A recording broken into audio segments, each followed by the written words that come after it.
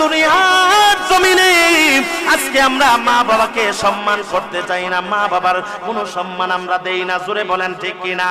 মাকে তুচ্ছ তাচ্ছিল্য করি।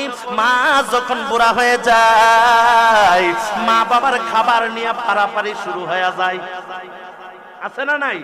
মা জননী পাঁচটা সন্তান চিন্তা করেছে। একজন সন্তান দুনিয়ার জমিনের মধ্যে দেখবেন যখন নাকি বিয়ের আগে ভালো থাকে, বিয়ের পরে খারাপ, ঠিক কিনা বলেন? এ মুসলমান ভাই, পাঁচটা সন্তান বিয়ে করছে, এখন মাকে কে খাওয়াবে?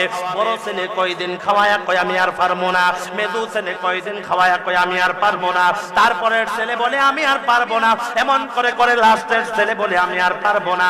যাও তোমার আরো সন্তান আছে, ওই সন্তানগুলার কাছে খাইতে দাও, ওই সন্তানগুলার ঘরের মধ্যে খাও। এখন মা বাবা কান্দে। হে মুসলমান বন্ধু, সেই মা বাবা তোমার এত কষ্ট কইরা ফেলে লইছে, ঠিক কিনা বলেন? তোমার এত কষ্ট কইরা ওই মা তোমারে পেটের মধ্যে নিছে। আজকে মা এক করে যায় আরেক করে যায়, কিন্তু মারে কেউ বাদ দেয় না, ধমক ভাষায় কথা বলে না।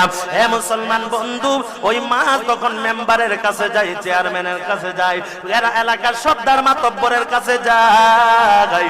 তারা মেল মিটিং বৈশা বলে ঠিক আছে, তুমি এক সপ্তাহ খাওয়াইবা, তুমি এক সপ্তাহ। এইরকম কুলাঙ্গার সন্তান আছে না নাই? আরো জোরে বলেন আছে না নাই? হে মুসলমান ভাইরি, আমি তোমাদেরকে বলবো ভাই, সেই মা তোমার এত কষ্ট কইনা 2টা বছর গর্ভে ধারণ করলো, সেই মা নিজে না খাইয়া তোমার খাওয়াইলো, বড় পরিশ্রম কইরা তোমারে মানুষ করছে। অভাবের সংসার, একবার খাইলে আর একবার খাবার নাই। বাবা সারাটা দিন 200, 300, 400 টাকা রুজি কইরা বাড়ির মধ্যে আনে। হে মুসলমান ভাই, জিনিসপত্রর যেই দাম, এক বেলা খাইলে আর এক বেলার খবর থাকে না, এমন সংসার আছে না নাই? আরো জোরে বলেন। এ মুসলমান বন্ধুরি, এই সংসারের মধ্যে মা চিন্তা করে একবেলা খাইলে তো দুপুর বেলার খাবার থাকবে না। মা জননী নিজে না খাইয়া খাবারটা রাইখা দেয় সন্তানের জন্য। সন্তান যখন নাকি দুপুর বেলা হয়ে যাবে, আমার সন্তান তো আমি মার কাছে আয়া খাবার চাবে, আমি মা থেকে খাবার দিব। মা না খাইয়া এই খাবারটা সন্তানের জন্য রাইখা দে। আজকে তুমি বড় হইলা, মার মুখের মধ্যে খাবার দাও না।